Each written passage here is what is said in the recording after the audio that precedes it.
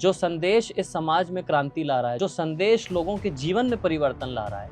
हमारे भक्त लोग भी कई बार जब बाहर जाते हैं गीता वितरण करने, तो लोग डंडा लेकर के पीछे पड़ जाते हैं कि तुम भगवत गीता को, हमारे धर्म ग्रंथ को, सनातन धर्म को रोड पर लेकर आ गए हो, ये कोई रोड पर बेचने वाली चीज है। तो भक्त लोगों का उत्साह बिल्कुल डाउन हो जाता है, खत्म हो जाता है। तो इन ग्रंथों को बांटना कितना आवश्यक है, वितरण करना कितना आवश्यक है।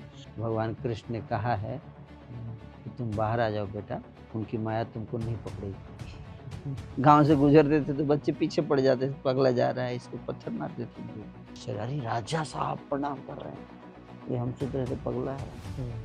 People first believe in the messenger and then in the message. Hare Krishna, आप सभी का बहुत बहुत स्वागत है। एक बार फिर से एक बार फिर से आप सभी का बहुत बहुत स्वागत है श्रील प्रभुपाद पुस्तक वितरण के इस बहुत ही सुंदर पॉडकास्ट में, चर्चा में। तो हमारे साथ हृदय सुंदर गोपाल प्रभु जी हैं। प्रभु जी ने कहा एक बार फिर से, क्योंकि आशा करते हैं आपने लास्ट पॉडकास्ट जरूर देखा होगा, जिसमें शास्त्र अध्ययन, ग्रंथों के अध्ययन के बारे में बहुत ही सुंदर चर्चा और बहुत ही सुंदर सिद्धांत बताए गए थे प्रभु जी के द्वारा। आज हम इस पॉडकास्ट में चर्चा करेंगे अब ग्रंथों का वितरण, जो संदेश हम जीवन में उतार रहे हैं, जो संदेश इस समाज में क्रांति ला रहा है, जो संदेश लोगों के जीवन में परिवर्तन ला रहा है, इस संदेश को, ग्रंथों को बांटना, वितरण करना कितना महत्वपूर्ण है। तो इसके ऊपर हम अभी कुछ प्रश्नों के ऊपर चर्चा करेंगे प्रभु जी से, और ऑडियंस के भी कई सारे प्रश्न आए थे हमारे पास, उनके ऊपर भी हम चर्चा करेंगे। आप सब इस चैनल पर नीचे कमेंट जरूर करिएगा, आपके क्या प्रश्न हैं, क्या रियलाइजेशन है, क्या अंडरस्टैंडिंग जरूर लिखिएगा। साथ ही साथ हिज ग्रेस सुंदर गोपाल प्रभु जी के इस चैनल के जल्दी से जल्दी 50,000 सब्सक्राइबर्स हों तो आप सब सब्सक्राइब भी जरूर करिएगा, अपने फ्रेंड्स को शेयर करिएगा। तो प्रभु जी आपका बहुत बहुत स्वागत है फिर से आपके ही चैनल पर। बहुत ही अच्छा प्रभु जी आपने बताया कि शास्त्र अध्ययन कितना महत्वपूर्ण है हमारे, जैसा भगवत गीता में आया, नष्टो मोहा स्मृतिर्लब्ध्वा।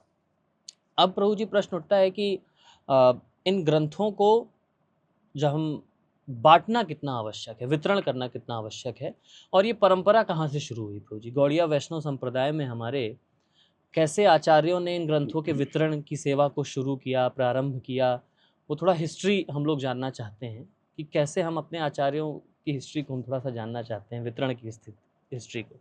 जी प्रभु जी। हाँ। तो वितरण की हिस्ट्री जो है वो शुरू से ही है। व्यास जी ने श्रीमद् भागवत लिखा,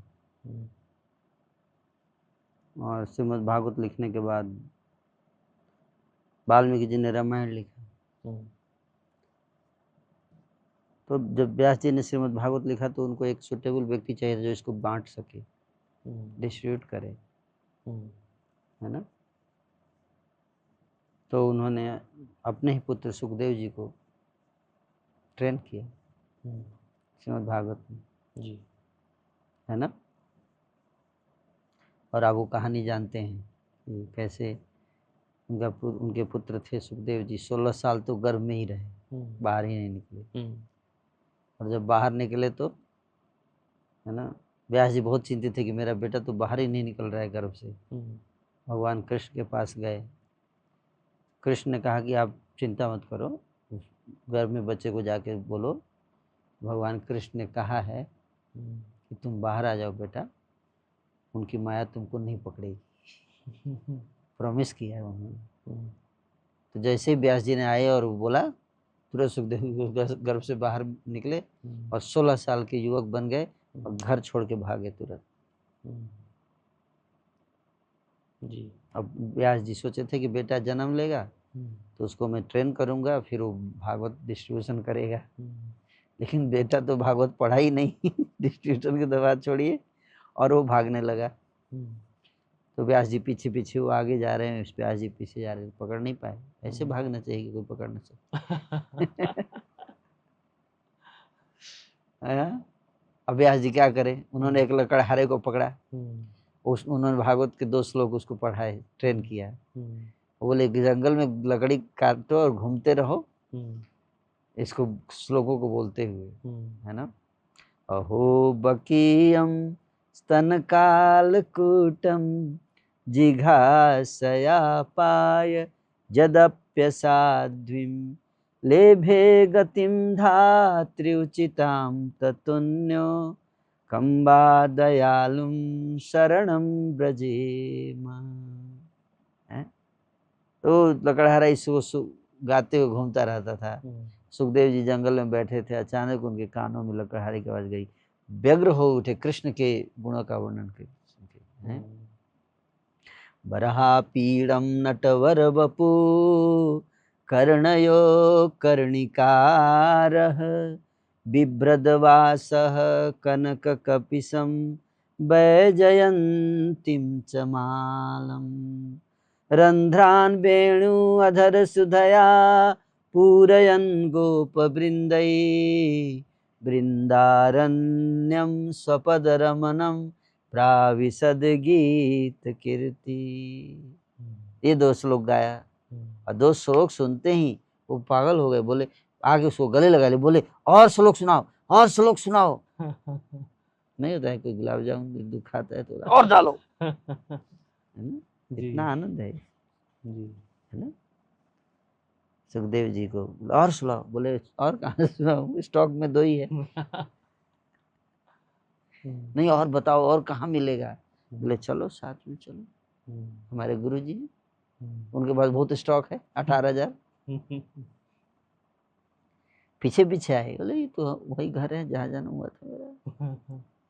अंदर व्यास जी बैठे थे, आप बेटा बहुत भागा था, बहुत भागा था।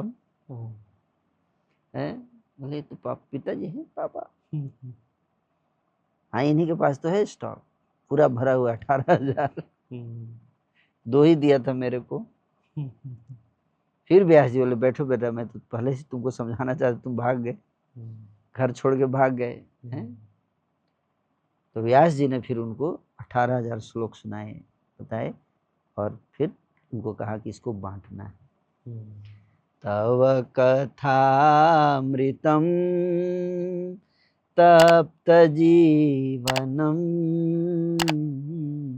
श्रवण मंगलम श्रीमदाततम। तव कथामृतम तप्त जीवनम। इस संसार में लोगों का जीवन तप्त है, डिप्रेशन, स्ट्रेस, एंजाइटी में मर रहे हैं लोग। तप्त जीवनम का शब्द का अर्थ यही है। और भगवान की कथाएं जो है अमृत के समान है, ऐसे तप्त जीवन के लिए, है ना? श्रवण मंगलम श्रीमदाततम भुवि गृह्णन्ति जे भूरिदा जना। और जो इस संसार में इन ग्रंथों का, ये कथाओं का वितरण करता है, वो महान आत्मा है। भूरिदा जना, बोले भूरिदा जना, most beneficent, most merciful person. इसका छिड़काव करता है, इसको वितरण करता है ना, अमृत का वितरण करता है जी।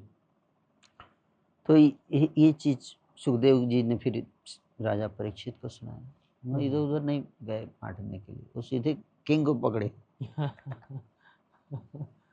है ना, जैसे कोई जाके मोदी जी को पकड़ ले, है कि नहीं, और उन्हीं को बोले अब बांटो इसको, है ना जी। अगर किंग कन्विंस हो गया, और कहते ना कि यदि राजनीति श्रेष्ठ, तो राजा ही बैठ के सुने, तो फिर सब लोग समझ गए।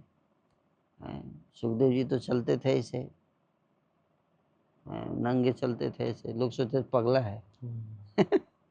गांव से गुजरते थे तो बच्चे पीछे पड़ जाते थे, पगला जा रहा है, इसको पत्थर मारते थे उनके ऊपर, समझ नहीं पाए। और पीछे चलते चलते गंगा जी के तट पे पहुंच गए, शुक्रताल, मुजफ्फरनगर के बगल में गंगा के तट पे। राजा परीक्षित, इनको श्राप मिला था 7 दिन में मृत्यु हो जाएगी।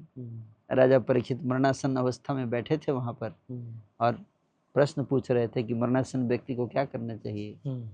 तभी वहां सुखदेव जी पहुंच गए। राजा ने प्रणाम किया सुखदेव जी को देखकर। बच्चे आश्चर्य, अरे राजा साहब प्रणाम कर रहे हैं, ये हम सोच रहे थे पगला है। सब भाग गए। महान लोगों को लोग समझ नहीं पाते, महिमा समझ नहीं पाते। सुखदेव जी देखो बुक डिस्ट्रीब्यूटर लोग पत्थर मार रहे हैं ऊपर। तो ये नेचुरली आप बुक डिस्ट्रीब्यूशन करने जाकर अज्ञानी लोग आपकी वैल्यू को नहीं समझ पाएंगे ना, वो तो आपको परेशान करेंगे, अजीब अजीब क्वेश्चन पूछेंगे, है ना। सुखदेव जी इसके उदाहरण है। लेकिन जो राजा है, जो बुद्धिमान है, उसके वैल्यू को समझाएगा। परीक्षित महाराज 88,000 ऋषि मुनि वहां बैठे थे, वो समझ गए, सुखदेव जी को देखकर सब खड़े हो गए। व्यास जी, नारद जी सब वहां खड़े हो गए, सबने स्वागत किया, उनको सीट पे बोले यही आपके प्रश्न का उत्तर देंगे जिसको संसार लोग पगला बोलते थे। मूर्ख लोग पगला बोलते थे, पत्थर चला रहे थे। बुद्धिमान लोग उसकी महत्व को समझ गए, को ऊपर बिठाया और राजा परीक्षित ने प्रश्न पूछा और उन्होंने 7 दिन 7 रात लगातार श्रीमद् भागवत का वितरण किया 88,000 ऋषि मुनियों को। और इस प्रकार से वो श्रीमद् भागवतम ऐसे आया, है ना, परंपरा में इस तरह से वितरण होते होते आया हमारे पास जी। फिर श्रीनिवासाचार्य, नरोत्तम दास ठाकुर, श्यामानंद प्रभु को श्रीला जीव गोस्वामी ने श्रीमद् भागवतम पढ़ाया। जैसे सुखदेव जी को व्यास जी ने पढ़ाया, वैसे जीव गोस्वामी ने इन तीनों को पढ़ाया श्रीमद् भागवतम। और उस समय गोस्वामी हमारे 6 गोस्वामी जी, वो तो यहाँ पे बैठकर लिखते थे ग्रंथों को। वृंदावन में ग्रंथ सारे लिखे गए, लेकिन उसको बांटेगा कौन? लिख के भंडार में रखना थोड़े ना है। तो इन तीनों आचार्यों को रिस्पॉन्सिबिलिटी दी गई कि आप इन ग्रंथों को ब्लॉक कार्ट में बैलगाड़ी में लाद के ले जाओ और बंगाल, उड़ीसा, बिहार, मणिपुर, ये सारे क्षेत्रों में, उड़ीसा में जाके बांटिए। तो उस समय आज से लगभग 500 वर्ष पहले, 450-500 वर्ष पहले पहला बुक संकीर्तन पार्टी जो है 3 आचार्यों ने, महान आचार्यों ने निकाला, जो वृंदावन से निकल के गए बंगाल, उड़ीसा की तरफ हैं।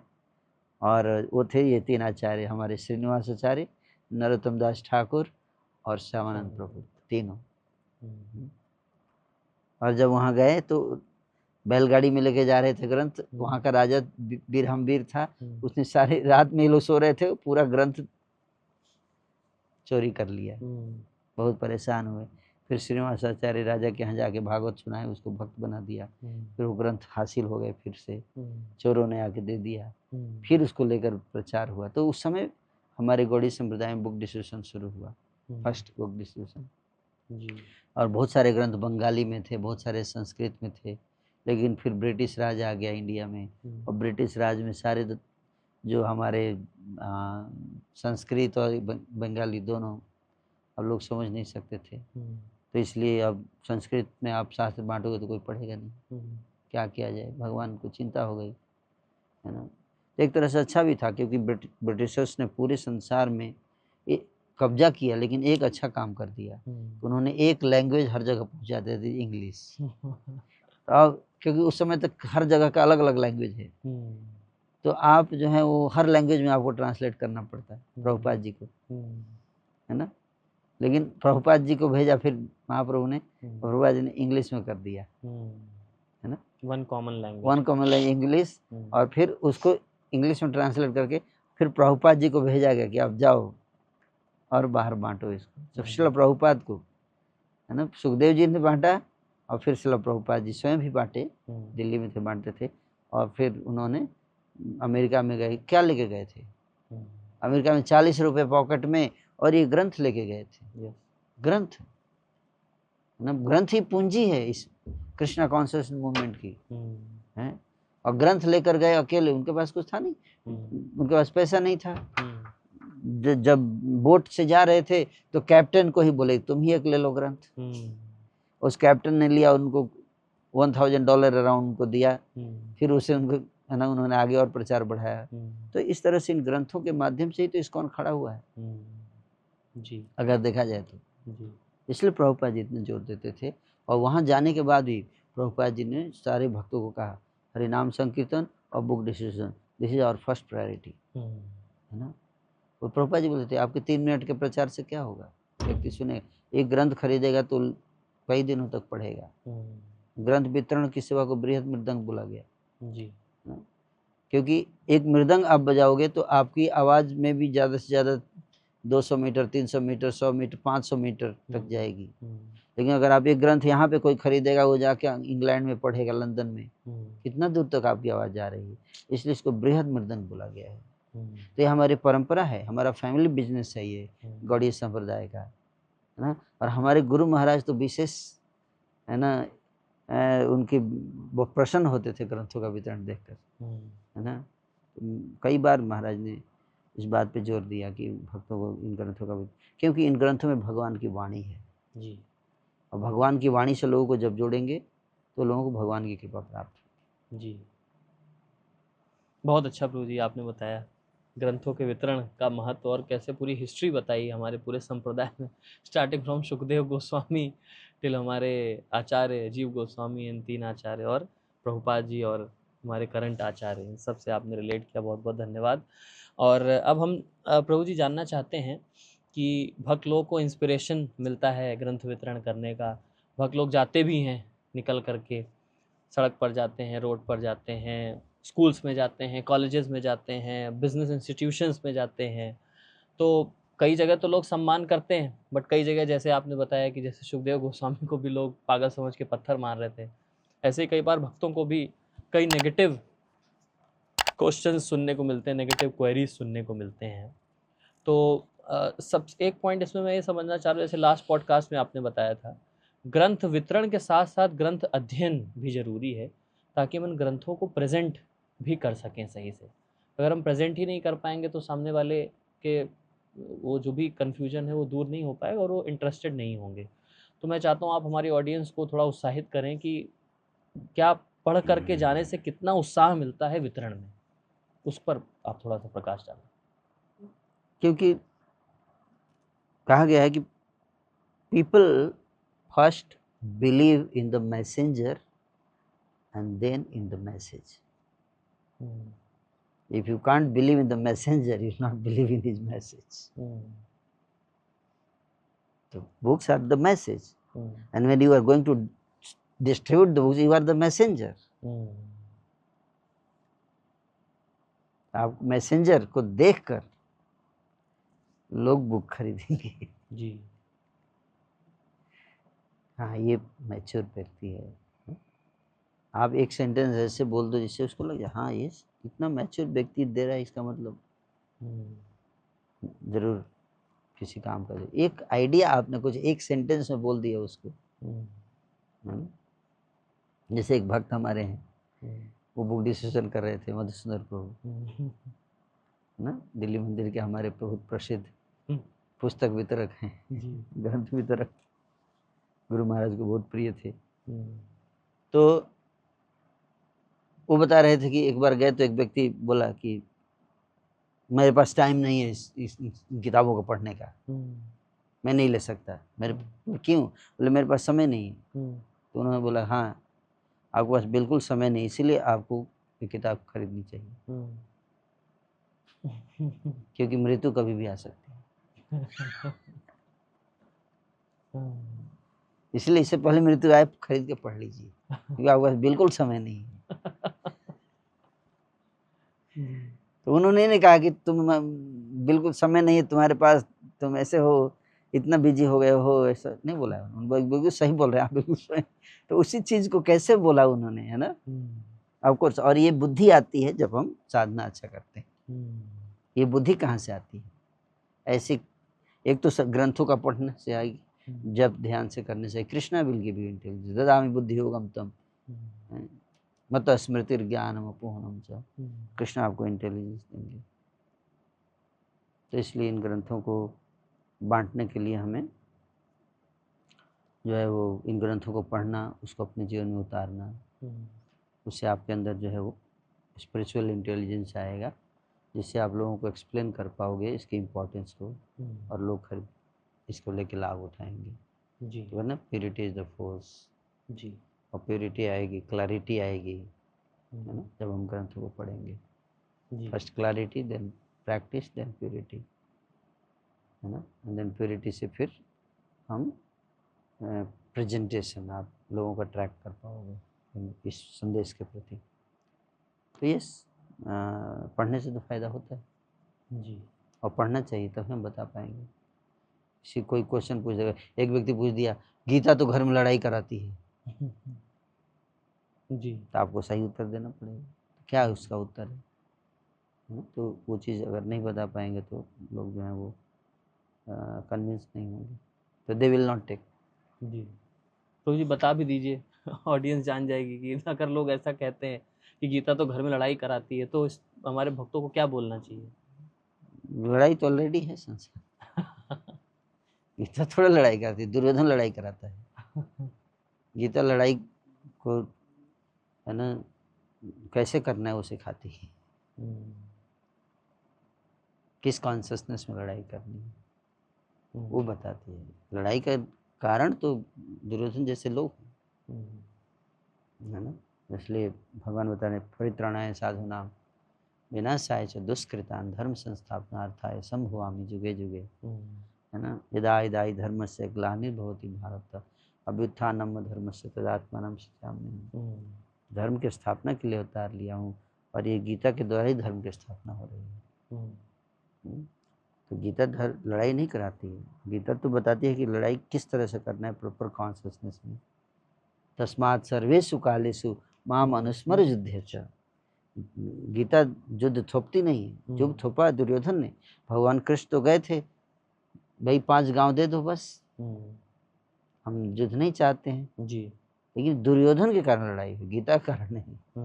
लेकिन जब लड़ाई हो ही रही है तो उसको कैसे धार्मिक लड़ाई बनाई जाए, है ना, उस लड़ाई को सही सोच के साथ की जाए, है ना, सही उद्देश्य के साथ लड़ाई की जाए, है ना, उसको एक्सप्लेन करने के लिए केवल लड़ाई ही नहीं, केवल लड़ाई ही नहीं, हर जगह हर प्रकार के द्वंद्व जहाँ भी आएंगे वहाँ पे गीता के संदेश काम आएंगे। आपके जीवन में आपके अंदर लड़ाई है, आपका मन जो है लड़ रहा है, आप खुद लड़ रहे हैं अपने मन से, अपने इंद्रियों से लड़ रहे हैं, तो वहाँ भी लड़ाई है। आप उसको जीतने के लिए गीता आपको हेल्प करेगी। अपने बैड हैबिट से आप लड़ रहे हैं, उसको कैसे डील करना है। दुष्कृतान तो हमारे माइंड और सेंसेस हैं, उनको कंट्रोल करने में आपको हेल्प करेगा गीता। So like that.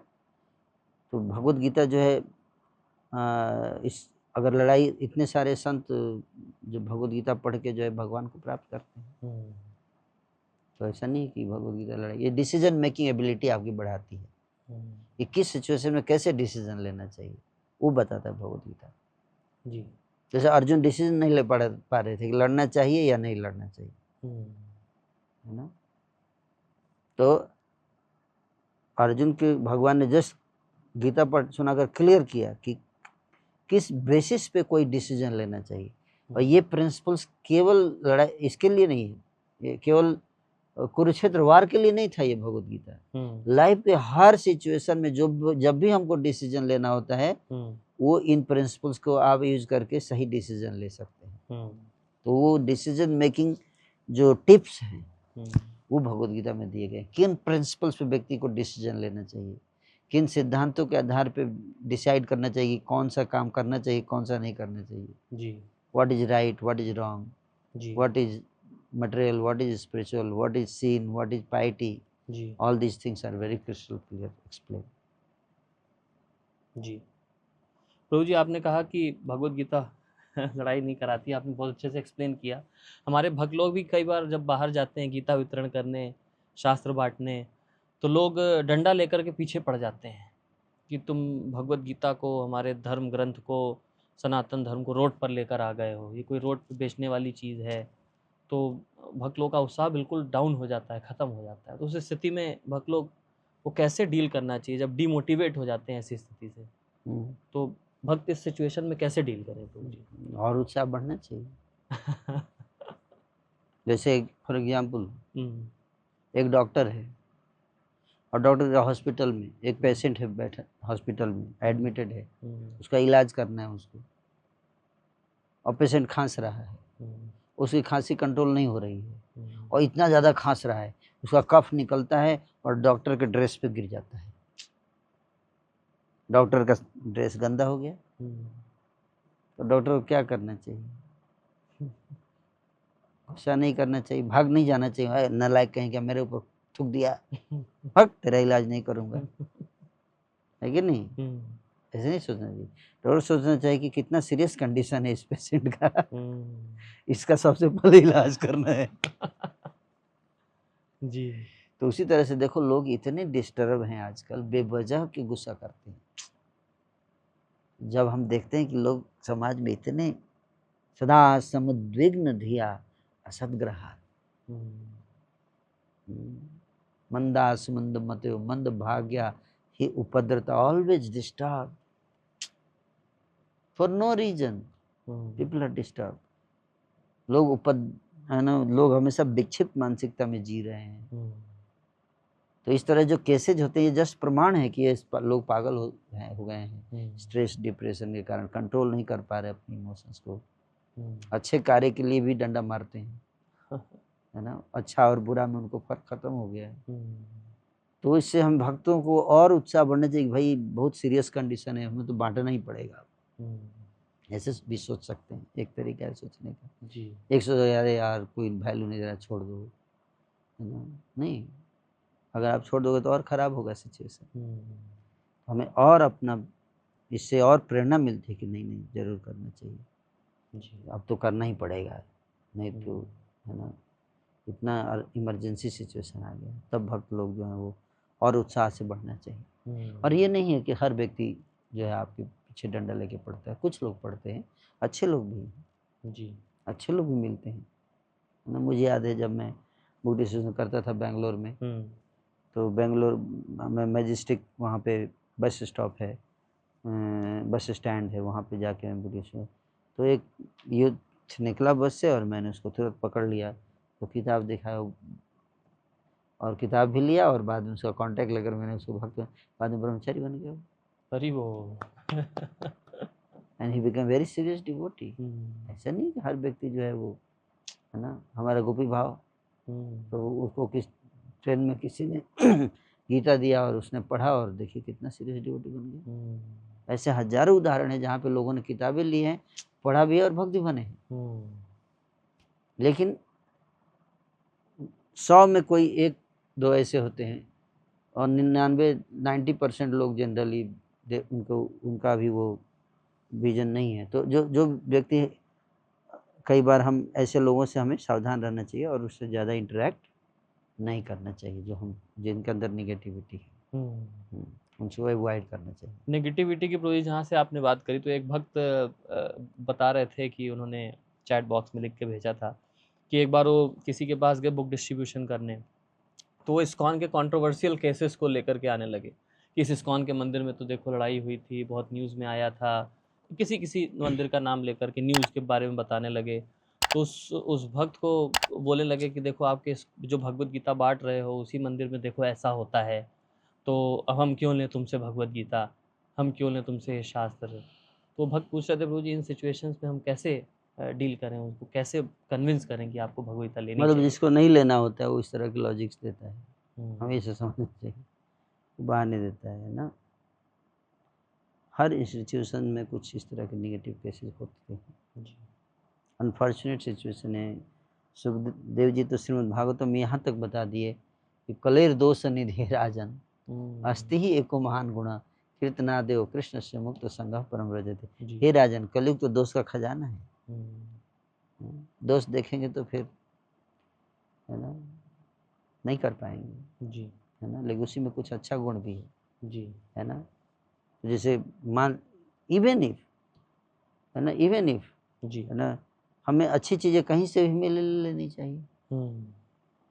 इसको मान लो फॉर ए सेकेंड अगर कुछ कमियां भी हैं जी, फिर भी अगर कोई, जैसे गार्बेज में मान लीजिए, गार्बेज में अगर आपको सोना मिल जाए, 1 kg सोना पड़ा हुआ मिले, तो आप बोलो देखो कितना गार्बेज है उसमें, उससे सोना लेके आए हो, मैं नहीं लूँगा इस सोने को। नहीं, अगर कूड़े से भी आपको कुछ अच्छी चीज़ मिल रही है तो उसको ले लेना चाहिए, है कि नहीं जी, है। उसी तरह से, है ना, उसी तरह से इस्कॉन में हो सकता है कुछ कमियां हो, आपको इस्कॉन के भक्तों में कमियां होती हैं, हर भक्त लोग संघर्ष कर रहे हैं तो कई बार हो सकता है कि उनसे गलतियां भी हो जाती हैं, लेकिन इसका मतलब ये नहीं कि इस्कॉन की शिक्षा नहीं लेनी चाहिए। जिसका उनकी शिक्षा पवित्र है और इस शिक्षा से हजारों लाखों लोगों का जीवन परिवर्तित हुआ है जी इसके प्रमाण है जी ना? तो इसलिए हमें इस तरह से बताना चाहिए कि कुछ कमियां हो सकती हैं, इसका मतलब ये नहीं कि आप भगवान को ही रिजेक्ट कर दो, भगवद गीता को रिजेक्ट कर। भगवद गीता तो प्योर है, इसमें क्या दोष है कि जी नहीं? गीता तो भगवान की वाणी है। जी तो इसको लीजिए आप, है ना। तो जनरली मैंने देखा है कि जो लोग बहाना है, जिनको चाहिए कुछ नहीं लेने का, तो वो नहीं लेते हैं। इस तरह के केसेज मैं कहते हैं ना कि मक्खी टाइप के लोग होते हैं ना, तो वो ऐसे ही बैठते हैं, जहाँ पे गंदगी होती है वहीं बैठेंगे, और मधुमक्खी जहाँ पे फूल होता है वहाँ बैठेगी। जी तो हमें देखना चाहिए कि ऑफकोर्स संत समाज को हमेशा सावधान रहना चाहिए कि हमारे आचरण से कुछ ऐसा ना हो जिसके कारण कि संदेश गलत जाए सामान्य जनता में। लेकिन लोग ये सब ढूंढते रहते हैं ना, और ये सब बहाना बनाते हैं, और फिर वो भगवान से दूर हो जाएंगे। जी तो अपने आचरण को हमें जितना शुद्ध रख सके उतना अच्छा है, परंतु लोगों को भी ये समझना चाहिए, है ना, प्रैक्टिकल होना, अनरियलिस्टिक नहीं होना चाहिए। जी हम इस संसार में हैं और इसमें इतनी निगेटिविटी है ना, इतने वातावरण में इतना ज़्यादा माया का प्रभाव है, तो उसमें कुछ लोग उसके शिकार हो जाते हैं, जी है ना। और हम जो है उसको उसी सेंस में लें, तो मान लीजिए कि 100 लोग हैं, उसमें कुछ लोग जो हैं इस तरह से कभी कमज़ोर हो सकते हैं, जी माया के साथ युद्ध चल रहा है, जी है ना, कुछ लोग घायल हो जाते हैं, hmm, that's there. So but that doesn't mean that कि हम फाइटिंग छोड़ दें, जी है कि नहीं, जी फाइटिंग छोड़ दें। और शिला प्रभुपाद जी ने इन ग्रंथों को लिखा किसने? शिला प्रभुपाद जी ने लिखा है।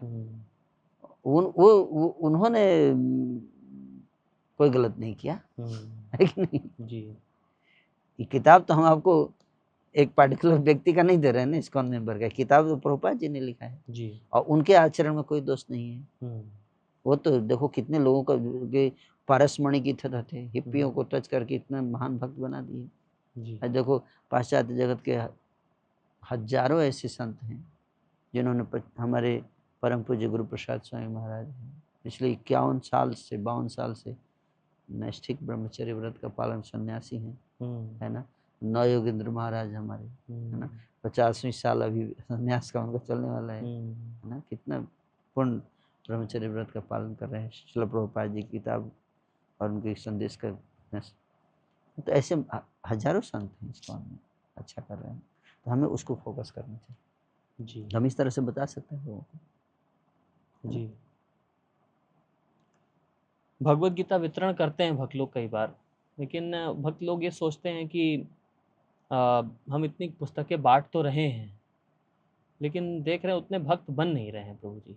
तो कई बार जब देखते हैं इतना लोग गीता पढ़ेंगे नहीं, हम इतना बांट रहे हैं, लोग पढ़ तो रहे नहीं हैं, तो ये देख करके कई बार उत्साह कम हो जाता है। तो भक्त लोग इस चीज़ को कैसे समझें? हाँ, इसलिए ये भगवान का मिशन है ना, ये ट्रांसेंडेंटल है, ये दिव्य है। इसको मटेरियल लॉजिक से नहीं समझते, जो परंपरा ने जो बोला वो बस करो। आप इतना दिमाग लगाओगे, लॉजिक लगाओगे तो नहीं समझ पाओगे इसको। इसलिए मैं आपको एक केस बताता हूँ। मैं एक डिवोटी के घर गया था प्रवचन देने के लिए, घर के बाद प्रसाद पा रहा था, तो वो जो माता जी थी, मैंने उनसे पूछा कि आप भक्त कैसे बने। तो वो बोली कि मेरा जब विवाह हुआ, मैं अपने ससुराल आई, ससुराल में जब मैं अपने घर की अलमारी साफ कर रही थी, तो उसमें बुक सेल्फ था, बुक सेल्फ को साफ करने लगी, तो उसमें से गीता निकली, और गीता निकली तो मैंने पढ़ा। बाद में पता चला कि ये गीता 30 साल पहले मेरे ससुर जी को इस्कॉन से मिली थी। अरे वो और ससुर जी ने ला के अलमारी में रख दिया था, और कोई पढ़ा नहीं घर में। और 30 साल बाद जो बहू आती है, बहू सफाई करते समय उसको निकाल, वो पढ़ती है, वो भक्त बन जाती है, और फिर वो अपने हस्बैंड को भक्त बनाती है, फिर वो अपने सास ससुर को भी भक्त बनाती है। 30 साल बाद पूरा परिवार भक्त बनता है। आप कैसे समझोगे इसको? तो जिसने बुक बांटा होगा वो तो ये सोचेगा कि अरे कोई पढ़ा नहीं। This books are like time bomb, है ना, वो कहीं भी रहेगी, उसको सही टाइम पे वो फटेगी। जी जी। ऐसे हजारों उदाहरण हैं, एक दो नहीं, हजारों ऐसे केसेस हुए हैं जी, है ना, इन किताबों के द्वारा, है ना। अभी तो आप देखो भगवद गीता का पावर देखो कि अभी जो प्लेन क्रैश हुआ है अहमदाबाद में, हम तो उसमें भगवद गीता तो कुछ नहीं हुआ, बिल्कुल सारे श्लोक सुरक्षित थे।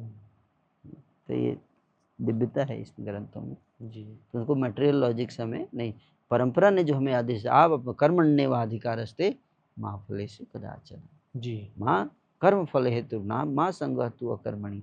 तुम बस हमारी परंपरा में जो हमको उपदेश मिला कि बांटो तो बस बांटो, हानि लाभ ये सब के चक्कर में मत फंसिए।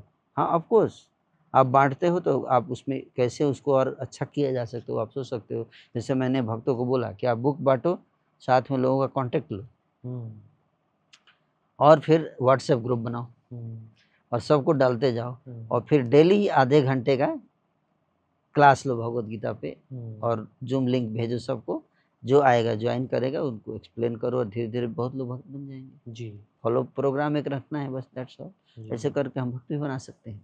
जी, या बहुत अच्छा। प्रभु जी, भक्त कई बार भक्त लोग गीता बांटने जाते हैं हार्ड कॉपी में, तो लोग कहते हैं आजकल स्मार्टफोन का ज़माना है, हम तो मोबाइल में पढ़ने वाले लोग हैं, हम मोबाइल में पढ़ते हैं, तो इसलिए लोग कई बार गीता नहीं लेते हैं, तो इसको कैसे समझें प्रभु जी? देखो ग्रंथ का मतलब होता है, ग्रंथ शब्द इस्तेमाल किया गया शास्त्रों में, ठीक है ना जी। ग्रंथ मतलब धागा, ग्रंथि से शब्द आया है ग्रंथ। जब भी आप कोई किताब तो बाइंडिंग होता है ना, पीछे धागे से उसको बांधते हैं जी। तो जिसको धागे से बांधा गया वही ग्रंथ है। स्मार्टफोन में ऐप में जो भगवत गीता वो धागे से नहीं बांधा गया है, इसलिए उसको ग्रंथ कहेंगे ही नहीं। और इसका एक अलग पोटेंसी होता है, आप लाइव बुक से पढ़ोगे उसका अलग पोटेंसी होगा, उसके अलग से है ना ये आता है। तो इसलिए हमें प्रयास करना चाहिए कि हम लाइव बुक से ज़्यादा पढ़ें, है ना, तो उसकी पवित्रता ज़्यादा होती है। जी बोलिए। अब भक्त लोग बुक लेकर के जाते हैं लेकिन कहते हैं कि इस्कॉन की गीता महंगी बहुत है, इतना महंगा है, बताइए 200 रुपये का, 250 रुपये का, 270 रुपये का, 300 रुपये का, तो बड़ा महंगा है। तो भक्त लोग को ये चैलेंज भी आता है कई बार। हाँ नहीं महंगा, जैसे आप देखो भारत में 16 करोड़ लोग सिगरेट पीते हैं, ठीक है जी। और हर व्यक्ति एवरेज 8 सिगरेट पीता है एवरेज जी। एक सिगरेट 10 रुपए का कम से कम मिलता है, तो 80 रुपए का तो डेली का सिगरेट पी जाते हैं लोग हैं। और फिर वो ये नहीं पूछते अरे इतना महंगा है ये, बुरी चीजों में इतना क्वेश्चन नहीं पूछते लोग। और कोई अच्छी चीज मिल रही है, गीता अमृत के समान है, इसका कीमत क्या है, इसमें एक श्लोक भी आपका जीवन पूरा लाइफ चेंज कर सकता है, करोड़ों रुपए के बराबर नहीं है, करोड़ों रुपए भी एक श्लोक के बराबर नहीं, इतना दिव्य ज्ञान है इसके अंदर। उस ज्ञान के क्या कीमत लगाएंगे आप? गीता के ज्ञान की कीमत नहीं लगाई जा सकती, है ना, वो तो प्रिंटिंग कॉस्ट जस्ट लेते हैं। तो इसलिए लोग बोलते हैं, लोग तो बोलेंगे ही ना, आपको उनको एक्सप्लेन करना पड़ेगा, उसके बाद ले या ना ले।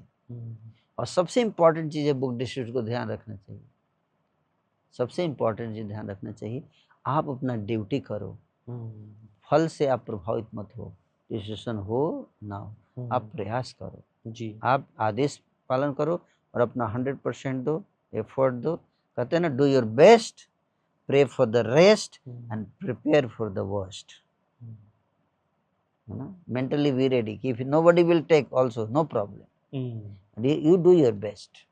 ये हमेशा फार्मूला याद रखिए, कोई नहीं लिया कोई बात नहीं, है ना, I have tried my best, you keep trying, है ना, यू कीप ट्राइंग। और एक दूसरा चीज ध्यान रखना चाहिए कि अगर कोई व्यक्ति गीता नहीं लेता है तो हमें मुस्कुरा के उसको धन्यवाद देने का, वेरी इंपॉर्टेंट, वेरी इंपॉर्टेंट। अगर कोई नहीं भी लेता है कोई बात नहीं, it's okay, thank you so much for your precious time, उसको कोई कार्ड दे दीजिए मंदिर का या भगवान की कुछ फोटो ऐसे रखिए, कुछ उसको दे दीजिए ऐसे। You make a positive impact on the person by your behaviour, अपने व्यवहार से एक सकारात्मक छाप छोड़ के आइए उस व्यक्ति के ऊपर, है ना, तो अगली बार वो सोचेगा यार ठीक है किताब तो नहीं लिया मैं, लेकिन व्यक्ति बहुत बढ़िया था, मतलब अच्छा लग रहा था उससे बात करके, है ना। तो अगली बार जब कोई भक्त जाएगा उसके पास तो उसको पिछली इंटरेक्शन याद आएगा, बोले ये लोग अच्छे होते हैं, चलो ठीक है, खुशी के लिए सुनते हैं थोड़ा और ज़्यादा। तो he becomes more interested, more inquisitive, जी है ना, more inquisitive, more inclined, comes more closer. So that's also, it's an interaction to impress people, and you never get second chance to make first impression. So you get first chance to make first impression. It's not like just distributing books, it's about transmitting positive, radiating positivity. Yes. जी, बहुत सुंदर प्रभु जी ने बताया कि books जो पुस्तक वितरण, ग्रंथ वितरण करने वाले भक्त हैं, they are the messengers of positivity. तो उसी प्रकार से एक खुशी का संदेश, एक हंसते हुए पॉजिटिव इम्प्रेशन हमें भक्तों को देना है, समाज में देना है। और कई सारे प्रश्नों के ऊपर हमने चर्चा किया। भगवद गीता का रेट ज़्यादा है, भगवद गीता हम लेके जब जाते हैं, एक और प्रश्न का उत्तर प्रभु जी ने दे दिया कि जब पूरे दिन पुस्तक वितरण करते बट एक भी पुस्तक नहीं निकलती है तो उत्साह डाउन हो जाता है। हाँ, नहीं ऐसा होता है, हमारे साथ भी हुआ। मेरे तो पुस्तक वितरण हुआ ही ना हुआ। मैं एक बार बुक दे रहा था, वो एक व्यक्ति थे आए, है ना, और गाड़ी रोक दिए, हाँ बोलिए क्या दे रहे हैं। मैं बोला किताब भगवद गीता और एक ग्रंथ बांट रहे हैं, लाई दिखाइए क्या क्या किताब है। और मैंने 7-8 किताब उनको दे दिए, गोद में लिया और वो कार का दरवाजा बंद किया और लेके चला गया। ऐसा ही नहीं दिया। मैं बोला कोई बात नहीं, किताब तो गया। वैसा नहीं दिया, किताब तो गया, है ना।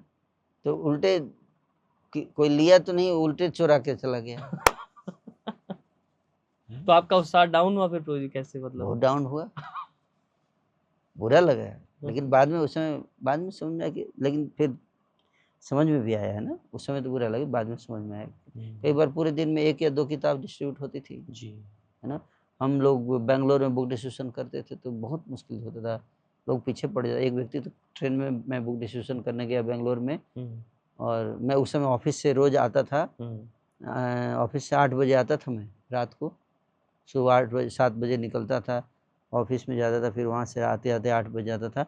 8 बजे मैं बिना प्रसाद पाए चला जाता था रेलवे स्टेशन प्लेटफॉर्म पे, ट्रेन के अंदर जाकर बुक डिस्ट्रीब्यूशन करता था, है ना। और एक दिन तो एक व्यक्ति बिना मतलब का ऐसे ही पीछे पड़ गया, कृष्णा के बारे में बहुत निगेटिव बोलने लगा। मुझे लगा शिशुपाल आ गया। शिशुपाल के दर्शन हो गए मेरे को, बोला महाभारत काल का शिशुपाल कलयुग में भी आ गया। मतलब ऐसे होता है। मैं तो कुछ नहीं बोला, अच्छा नहीं ठीक, ओके ओके, है ना, आप किताब, मैं तो बस बात कर रहा था, बात नहीं किया, निकल साइड हो गया, आगे बढ़ गया, वो काएं करता रह गया वो। ऐसा होता है जी। यस, तो मैं भी बोल रहा हूँ कि हमें बुक डिस्ट्रीब्यूशन में एक्सपीरियंसेस ऐसे होते हैं, और मैंने देखा है कि आप बुक डिस्ट्रीब्यूशन करोगे तो आपको संसार समाज में एक एक्सपोजर मिल रहा है। अलग कैसे प्रकृति के 3 गुण लोगों को घुमा रहे हैं, कोई तमोगुण वाला मिलेगा, कोई सतोगुण वाला मिलेगा, कोई रजोगुण वाला मिलेगा, कोई दुष्ट मिलेगा, कोई सात्विक स्वभाव का मिलेगा। समाज में लोग कितने डिस्टर्ब हैं आप देख पाओगे। और इट्स ऑल अबाउट, जैसे बिलबोर्ड कहते जो चीज दिखती है वो बिकती है। और अगर भक्त लाइव लेकर घूम के दिखाएं लोगों को, खरीदे ना, केवल दिखा रहे हैं, तो जितना दिखाएंगे उतना बिकेगा। ये भी एक प्रिंसिपल है। अभी नहीं खरीदे, जैसे बिलबोर्ड लगाते हैं, कितने बिलबोर्ड लगा देते हैं, क्या देख के लोग खरीद लेते हैं? तुरंत नहीं खरीदते हैं, लेकिन फिर एक बिलबोर्ड, फिर तुरंत वही बिलबोर्ड, देखते देखते देखते उसका इम्पैक्ट पड़ता है जी। वो व्यक्ति कन्विंस होता है, और ये तो दिव्य है, इसमें कुछ नहीं होगा। तो आप देखो यहाँ पे भगवान श्री कृष्ण है, ऐसे दिखाएंगे कृष्ण के दर्शन, कृष्ण के हमने दर्शन करा दिए उसको, है कि नहीं जी। और कृष्ण के दर्शन करने से कितना लाभ होगा आप बताओ जी। वो व्यर्थ नहीं जाएगा वो जी। तो बुक डिस्ट्रीब्यूशन के लिए कभी डिस्करेज नहीं होना है। Discouragement is the greatest weapon of Maya. आप अपना कर्तव्य करो, भगवान ने ही गीता में बताया, है ना। जी। यम ही न व्यथन्ते ते पुरुषम पुरुषर शुभ सम सुख दुख धीरम स्वमृतत्वाय कल्पते। सुख दुख मान अपमान हानि लाभ में समान अपना कर्तव्य करते रहिए। भगवान ने, प्रभुपाद जी ने हमें कर्तव्य दिया है कि आप बांटो इस ज्ञान को। जी। प्रभुपाद जी से किसी ने पूछा कि प्रभुपाद जी, आपने अमेरिका से इतना कष्ट उठा के आप हमारे देश में आए, 2 हार्ट अटैक हुए, है ना, इतना संघर्ष किया आपने, तो हम सबको उद्धार करने के लिए हम आपका ऋण कैसे चुका सकते हैं? तो प्रभुपाद जी ने कहा, तुम मेरा ऋण नहीं चुका सकते कभी, कितने भी जन्म में तुम मेरा ऋण नहीं चुका सकते, लेकिन तुम प्रयास कर सकते हो। बोले कैसे? बोले मैं इस भगवान के गीता के ज्ञान का प्रचार कर रहा हूँ, तुम मेरा सहयोग दो इसमें। तो हम प्रभुपाद जी क्या सहयोग दे सकते हैं? इन ग्रंथों को लेकर लोगों तक जा सकते हैं जी। और बढ़ रही है। आप ऐसा नहीं, लोग बोलते बढ़ती नहीं बढ़ती, हर साल 50 लाख 60 लाख 65 लाख कैसे बढ़ रही है? लोग ले रहे हैं, नहीं भी ले रहे हैं लेकिन ले भी रहे हैं, दोनों। ये बात हमेशा ध्यान में रखना है, बिल्कुल निगेटिविटी मत डेवलप कर लीजिए, है ना। तो हो जाएगा कि 100 लोग होंगे जिसमें से 90 नहीं लेंगे, 10 लेंगे, लेकिन 10 वो ले रहे हैं ना। और आपको ये सोचना है कि आप उन्हीं 10 लोगों के लिए जा रहे हैं, वो 90 लोगों के लिए नहीं जा रहे हैं। वो 90 लोग जब नहीं बोलते हैं तो आप निराश मत हो, आप जो है उन्हीं 10 को सेलेक्ट करने के लिए जा रहे हो। फाइनली लाखों लोग एग्जाम में बैठते हैं, सिलेक्शन होता है 1000 का, तो सरकार निराश थोड़े हो जाती है कि अरे यार लाखों लोग बैठे थे और केवल वो, तो उनको पता है मेरे पास सीट ही इतना है। तो उसी तरह से हमको भी निराश नहीं होना चाहिए कि इतने लोग जो हैं वो नहीं ले रहे हैं, लेकिन इतने लोग लेंगे। तो जो ले रहे हैं, है ना, उन्हीं पे फोकस कीजिए, है ना। और अगर उनको हमने अच्छे से एक्सप्लेन कर दिया तो फिर वो उनके लाइफ में परिवर्तन आएगा, तो वो 10 लोगों को बताएंगे जाके। और इस तरह से ऑर्गेनिक डिस्ट्रीब्यूशन होगा।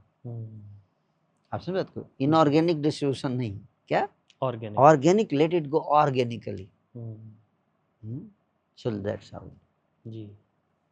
तो बहुत बहुत धन्यवाद करते हैं प्रभु जी का कि प्रभु जी ने हमें बताया नियतम कुरु कर्मत्वम, अपने नियत कर्म हमें करने हैं। और जो प्रभुपाद जी का हमारे ऊपर इतना बड़ा उपकार है, वो ऋण तो हम चुका नहीं सकते, लेकिन हम थोड़ा सा हिस्सेदारी कर सकते हैं प्रभुपाद जी के संदेश को, भगवान श्री कृष्ण के संदेश को जन जन तक पहुंचाने के लिए। तो हर व्यक्ति को कुछ कमिटमेंट लेना चाहिए। यस, है ना, हो या ना हो, है ना, वो हमारे हाथ में नहीं है, लेकिन प्रयास हमारे हाथ में है, और एक कमिटमेंट लेना हमारे हाथ में है, और उसके लिए अपना 100% देना हमारे हाथ में। तो सारे भक्त लोग जितने सुन रहे हैं, आप सबसे मेरा विनम्र निवेदन है कि आप इस प्रभुपाद जी के लिए अपनी वास्तविक श्रद्धांजलि हमारी यही होगी कि हम उनको सहयोग करें। प्रभुपाद जी चाहते थे हम इस संसार के दुखी लोगों को सुखी बनाना, उनको सेव करना, बचाना चाहते थे माया के चंगुल से, और इसके लिए बहुत चिंतित थे। तो हम सब मिलकर प्रभुपाद जी को सहयोग दें। हमारे गुरु महाराज जी हैं और कितने सारे वैष्णव हैं जो इसके लिए समर्पित हैं, हम उन वैष्णवों को सहयोग दें। अवश्य गीता का वितरण करें, है ना, मैं भी करूँगा और आप लोग भी करेंगे, सब लोग मिल के करेंगे। लेट्स मेक, है ना, people better by distributing Srila Prabhupada books. Let's make people go back to Godhead by distributing Srila Prabhupada books. Hare Krishna. Hare Krishna. तो बहुत बहुत धन्यवाद प्रभु जी। सभी भक्त कमेंट बॉक्स में कमेंट करके बताएं कि आप कितने ग्रंथ बांटने का कमिटमेंट ले रहे हैं। वो कमिटमेंट आपका कमेंट बॉक्स में आ जाना चाहिए। प्रभु जी सारे कमेंट्स पढ़ते हैं और उन कमेंट्स पर प्रभु जी लाइक भी करेंगे, तो इसलिए आप सब कमेंट बॉक्स में लिख के बताइए कि मैं इतने भगवत गीता डिस्ट्रीब्यूट करने का, प्रभुपाद जी के ग्रंथ डिस्ट्रीब्यूट करने का प्रण लेता हूँ। सही रहेगा प्रभु जी? यस। तो प्रभु जी का भी आशीर्वाद आप सबको मिलेगा। प्रभु जी का संदेश हमने इतना सुंदर सुना, सो हम प्रभु जी का बहुत बहुत धन्यवाद करते हैं इतना समय देने के लिए, अपने महत्वपूर्ण वचन, बहुमूल्य वचन हम सबको देने के लिए। ब्रज धाम से ये पॉडकास्ट आप सबके लिए हम रिकॉर्ड कर रहे हैं, सो हम प्रभु जी का धन्यवाद करेंगे जोर से हरि बोल बोल के। हरि बोल। तो आप ये दोनों पॉडकास्ट जरूर देखिएगा। एक तो है ग्रंथ पढ़ने कितना महत्वपूर्ण है, और एक है ग्रंथ वितरण करना कितना महत्वपूर्ण है। दोनों कैसे इंटरकनेक्टेड हैं, तो दोनों पॉडकास्ट देख करके आप जरूर चैनल को सब्सक्राइब करिएगा और ज़्यादा से ज़्यादा मित्रों तक ये संदेश पहुंचाइएगा। हमारा टारगेट है 50,000 सब्सक्राइबर्स इस दिसंबर तक हो जाने चाहिए। प्रभु जी आपका आशीर्वाद चाहिए। बहुत बहुत धन्यवाद। हरे कृष्णा। शिला प्रभुपाद की जय।